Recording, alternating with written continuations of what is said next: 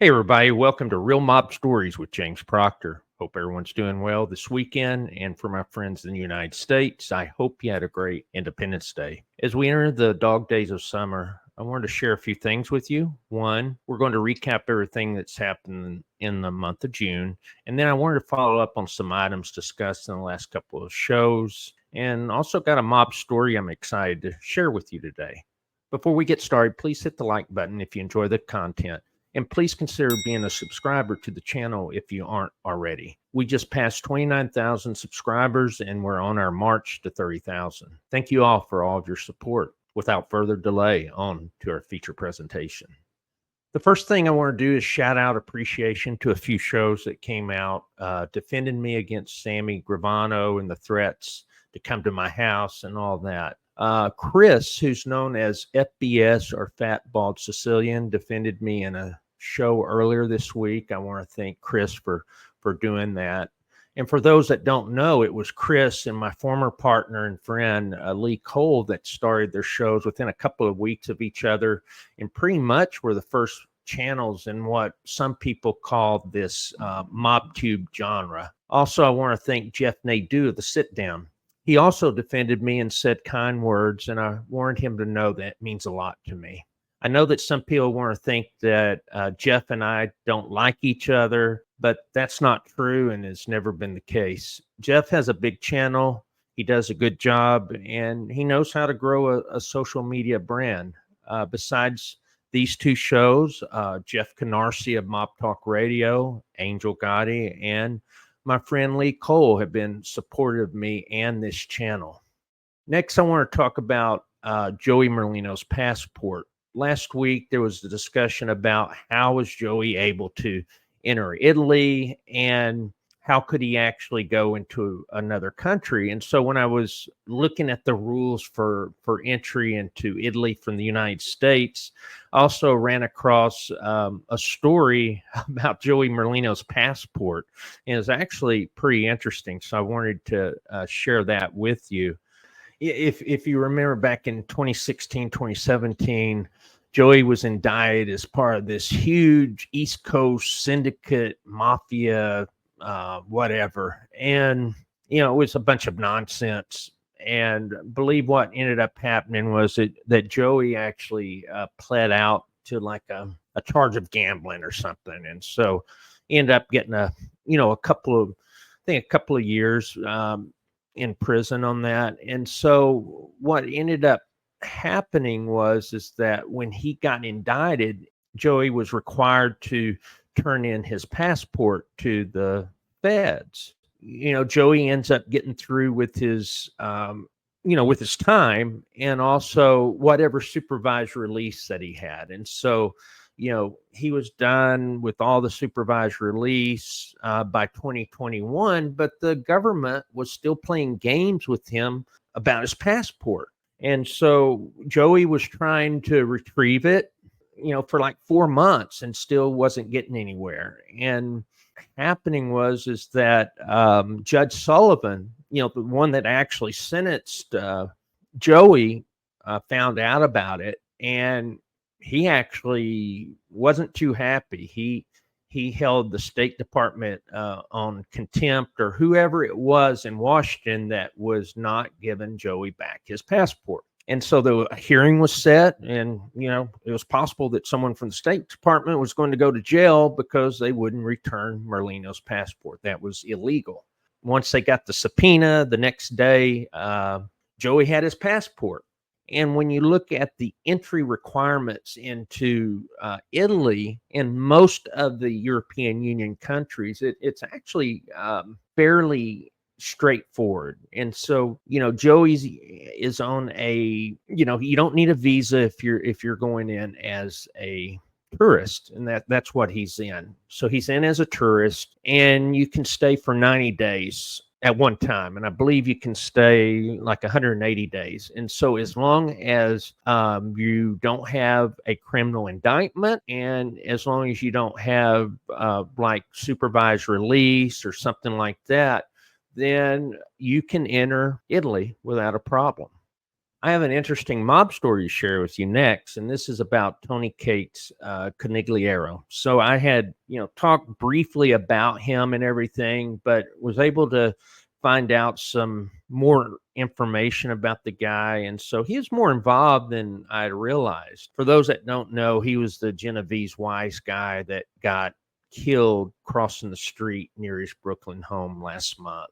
I got some information out of Gangland News and also did some further research as well. And anyway, Tony Cakes was close to a powerful Genovese mobster named James Ida. And he was around Ida and then May the horse. May the horse was the one that had Umberto's and is actually, I think, in his father's name. But May the horse was obviously a huge Genovese heavyweight for decades. Tony Cakes was actually sponsored by James Ida, and he got inducted into the Genovese family in 1991. And then by the late 90s, he had became an acting capo. And Tony Cakes had a company called Coney Island Sweets, where he could buy cakes and pastries at a wholesale price, and then he would sell them to restaurants in New York. And he would run this company out of his apartment on Dahlgreen Place in Bay Ridge. He also had a catering hall in Bensonhurst on New Utrecht Avenue for several decades, and it was called Hollywood Terrace. And so who was his mentor? James Ida. He's another interesting guy. So you got James Ida, who is known as the little guy. He was born in 1936, and his parents came from the northern Italian city of Lombardy. And to me, it's interesting because you typically don't see a lot of wise guys coming out of northern Italy.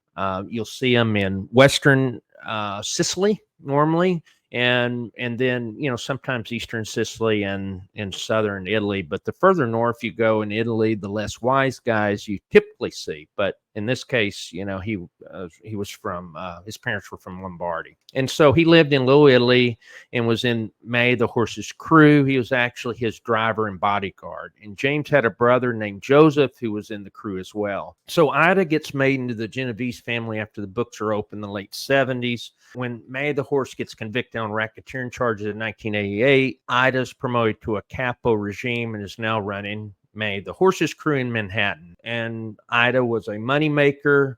That whole crew was known for bringing in lots of money. In 1991, Ida becomes the official consigliere and is actually handling day-to-day functions of the Genovese crew with Barney Bellomo when Chin goes to prison. So Ida was involved in unions, specifically the Mason Tenders Union, and he made money as well off the San Gennaro feast in Little Italy. In an interesting twist, Ida gets caught up being accused of trying to extort the singer LaToya Jackson, and the feds caught Ida on tape. Around 1996, Ida gets caught up with 20 other Genovese members on RICO charges. There's a falling out between Ida and Barney Bellomo because Ida was upset that Bellomo accepted a plea deal on the RICO charge. Eventually, Ida then gets charged as well with 3 murders, and he gets a life bid. And from what I can see on Ida, he had a bad temper. He could be pretty nasty, but he was a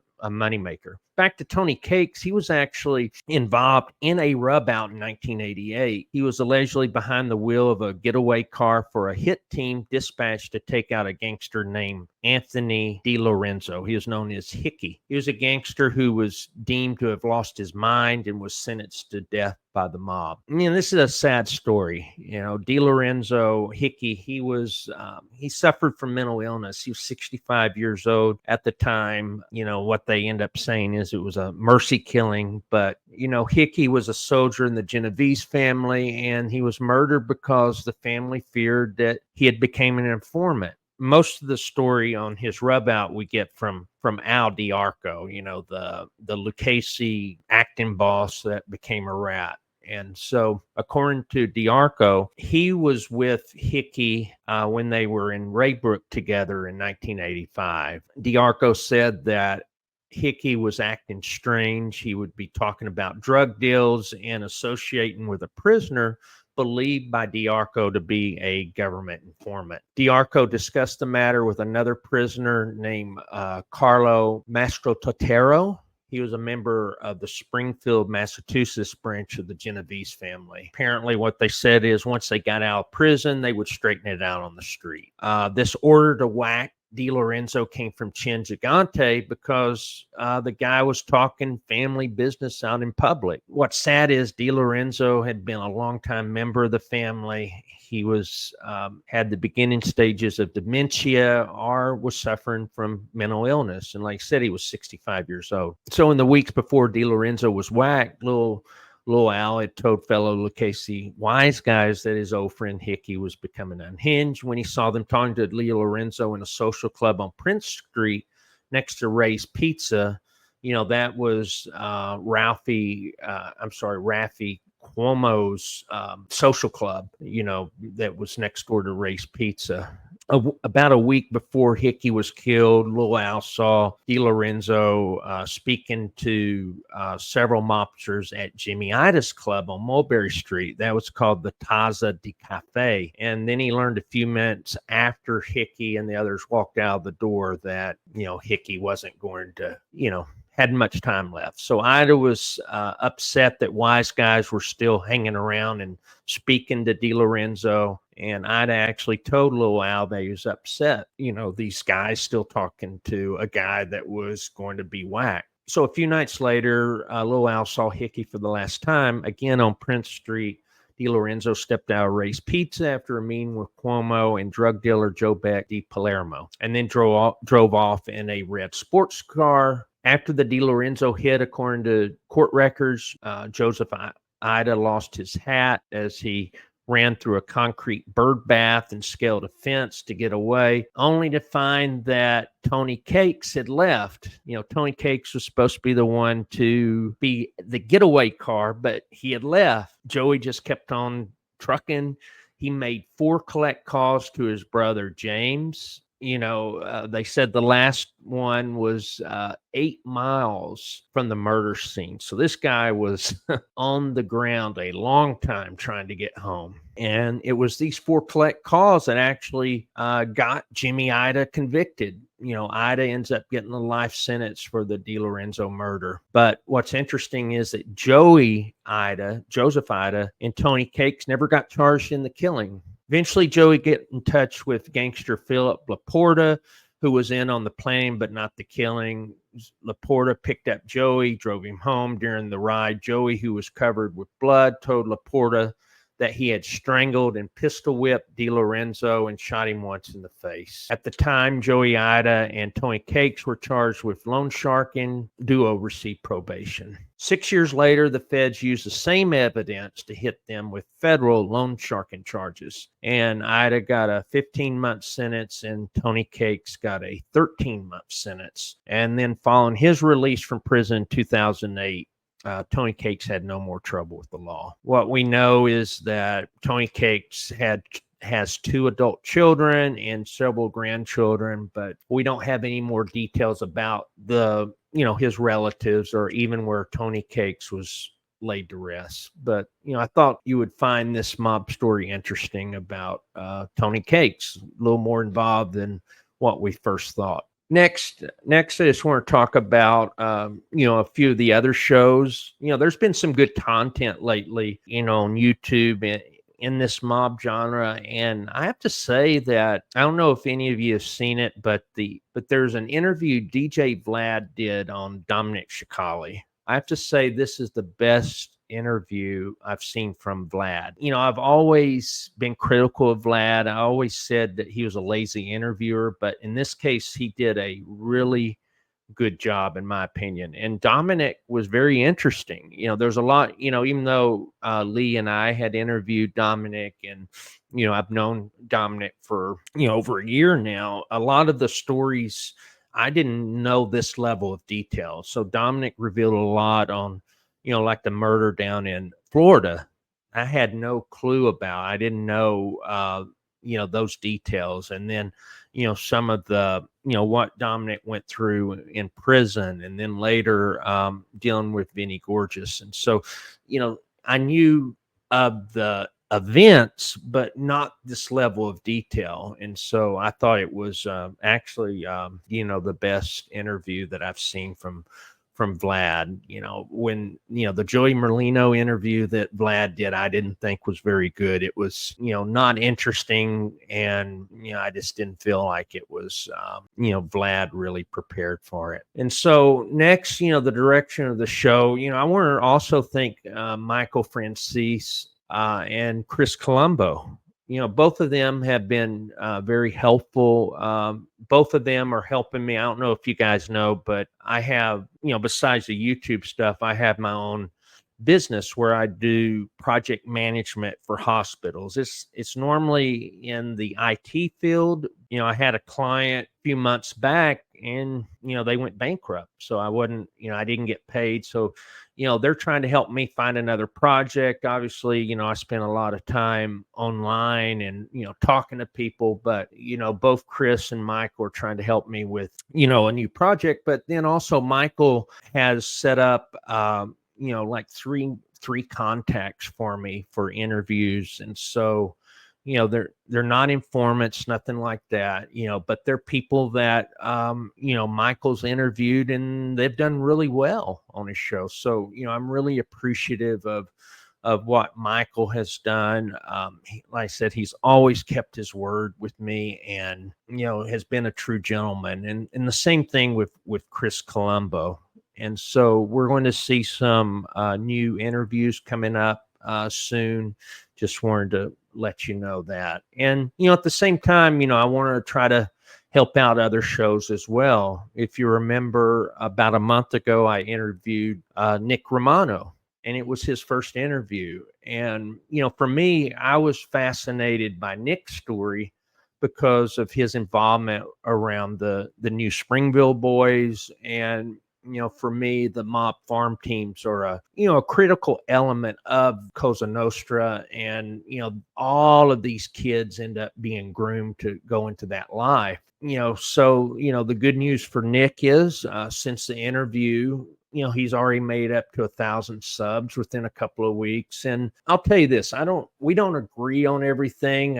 He can be a little crazy, but he's got a good channel. I don't know what has happened. The background is I'm not in the drama, but I did talk to him today, and he's going to be coming back with a live on Sunday at 7 p.m. Eastern.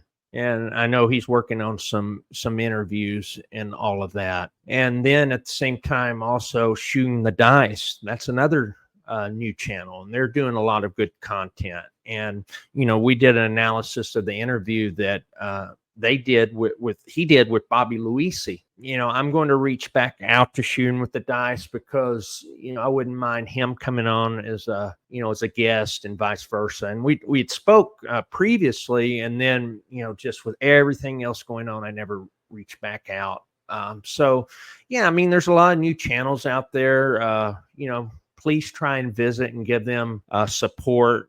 I know it takes a lot of work, and, I'm just thinking about how I'm grateful for people that have supported me and my growth in this channel becoming larger. Also, I'd mentioned in a community post that RJ had finished his book called 36 Rules of the Bosses. I know he'd been working on that for a couple of years, and it's available for pre-order now and will be out in November.